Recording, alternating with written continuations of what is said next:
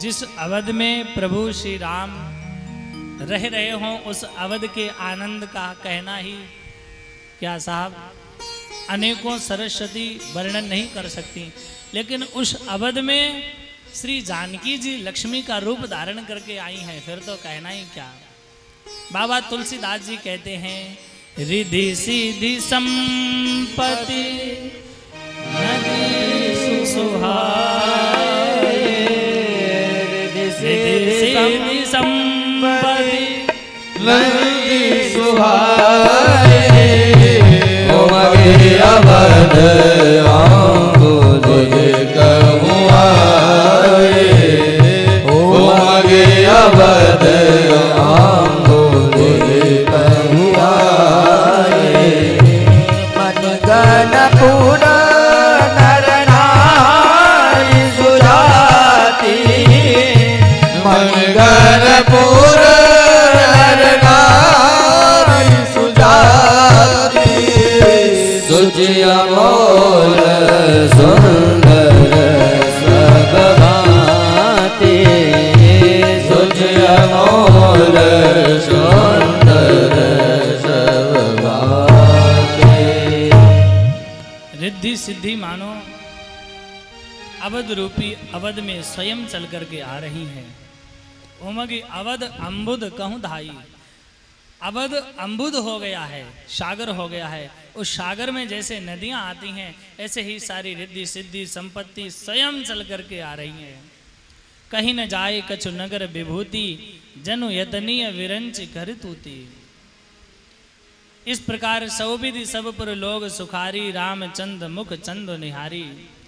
सभी माताएं प्रसन्न होती हैं, मुदित मात सब सखी सहेली, फलित विलो की मनोरथ वेली। सभी लोग प्रसन्न होते हैं। लेकिन एक बार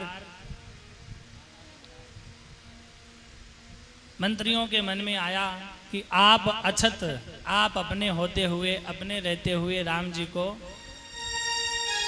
युवराज घोषित कर दें। ये सबके मन में ऐसी अभिलाषा जागी।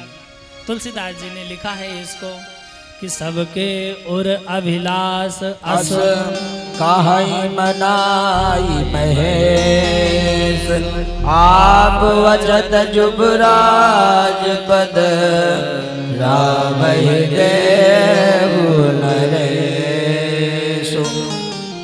राम जी सब योग्य हो चुके हैं, सब विधि सब लायक हो चुके हैं, तो सब भगवान शिव से मनाते हैं कि हे भगवान शिव, ऐसी प्रेरणा करो कि हम अपनी आँखों से प्रभु श्री राम को राज्य गद्दी पर बैठा हुआ देखें। राजा स्वयं राम को युवराज घोषित कर दें। ये सब शिव जी से कामना कर ही रहे थे कि दशरथ जी महाराज के मन में भी आया। मानो भगवान शिव तो सबके प्रेरणा स्रोत हैं।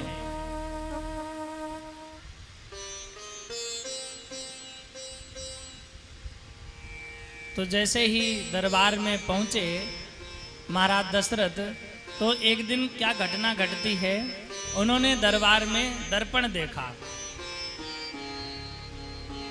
दर्पण में क्या देखा कि श्रवण समीप भये सित केसा, मनहु जरठपन अस उपदेशा। दर्पण में जब अपने केस देखे तो श्वेत हो गए, मानो ये केस कुछ कहना चाहते हैं। महाराज दशरथ, जब हम बाल थे तब आप भी बाल थे। आज हमने अपना रंग बदल दिया, लेकिन आपने अपना अभी तक रंग नहीं बदला। आप भी अपना रंग बदलें। राज्य लिप्सा कभी समाप्त नहीं होगी।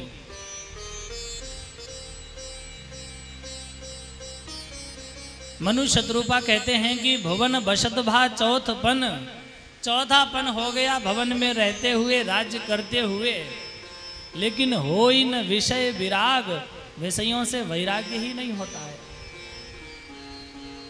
अच्छा, अब तक महाराज दशरथ क्या दर्पण नहीं देखते थे? इससे पहले क्या दर्पण नहीं देखा? इससे पहले भी दर्पण देखा, अथवा मंत्रियों से पूछा, तो मंत्रियों का तो एक ही काम है, जो उस गद्दी पे बैठेगा उसको अच्छा बताना। अब तुम नहीं बैठोगे कोई और बैठेगा, ये तो कभी गलत बताते नहीं। लेकिन स्वयं जब दर्पण लेकर के देखा तब अपनी कमी दिखाई पड़ गई, तो गुरु जी के पास गए।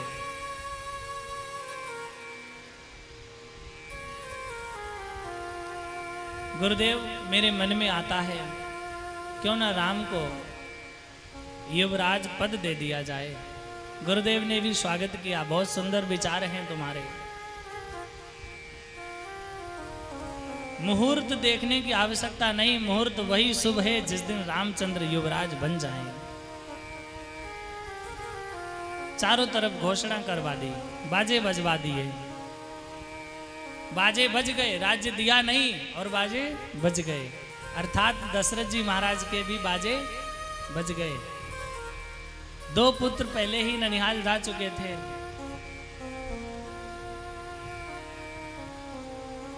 भरत और शत्रुघ्न। तो यहाँ पर राम और लक्ष्मण जी थे। तो राम को बुला करके सारी बात बताई। तो राम जी को अच्छा नहीं लगा कि हमें अकेले राजा बनाया जा रहा है, क्योंकि हम सब एक साथ जन्म लिए। कर्ण भेद, उपनयन संस्कार, चूणाकर्ण संस्कार, विवाह संस्कार सब एक साथ हुआ।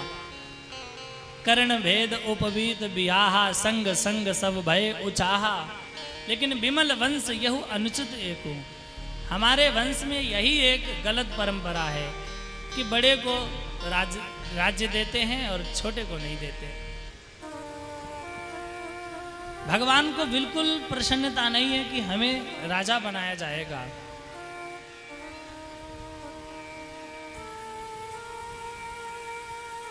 कोई प्रसन्नता नहीं इनके मन में।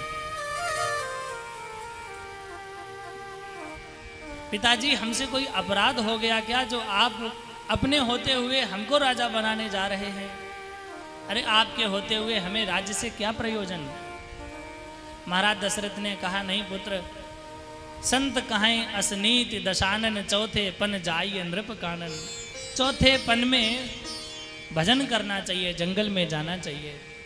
तो हमने अपने जीवन में सब कुछ पा लिया है, अब अपने परमार्थ की सिद्धि के लिए कुछ करना चाहता हूँ, इसलिए आने वाली पीढ़ी के कंधे पर यह दायित्व छोड़कर जा रहा हूँ राज्य का।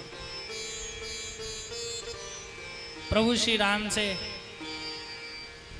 स्वीकार करवाना तो महाराज दशरथ और वशिष्ठ जी भली प्रकार से जानते हैं, नीति की बात करते हैं। और वशिष्ठ जी से कहा कि जाओ राम से कहो, राम करें सब संयम आजू। सभी प्रकार के संयम करें जिससे सानंद प्रभु का अभिषेक हो सके। प्रभु श्री राम से तो संयम करने के लिए कहते हैं महाराज दशरथ, और स्वयं महारानी कैकेयी के पास जाते हैं। संयम करें राम जी, और जा रहे हैं पिकवचनी के पास स्वयं चल करके। लेकिन उससे पहले मंथरा की गति चारों तरफ थी। अयोध्या में क्या हो रहा है, क्या नहीं हो रहा है, सब विदित हैं, आप सबने कथा सुनी है। मंथरा ही सबसे कमजोर थी और सरस्वती की प्रेरणा से मंथरा की मति को फेर दिया। वैसे राम बन जा रहे हैं, इसमें मंथरा की कमी नहीं है। सरस्वती ने मंथरा की मति को फेरा है, इसमें सरस्वती का भी दोष नहीं है। और सरस्वती मंथरा दोनों ने मिलकर के कैकेयी को भड़काया है, तो कैकेयी का भी कोई दोष नहीं है। राम के वन गमन में राम ही दोषी है। राम ने स्वयं बन जाने के लिए ये याचना की है। राम स्वयं बन जाना चाहते हैं। आगे कथा आएगी, कैकेयी ने जो वरदान मांगा है, तापस वेश विशेष उदासी 14 वर्ष राम वनवासी। वो तापसी वेश इसीलिए है क्योंकि तपस्वियों पर ही रावण का अत्याचार अधिक होता था, इसलिए तापस वेश की बात करी है।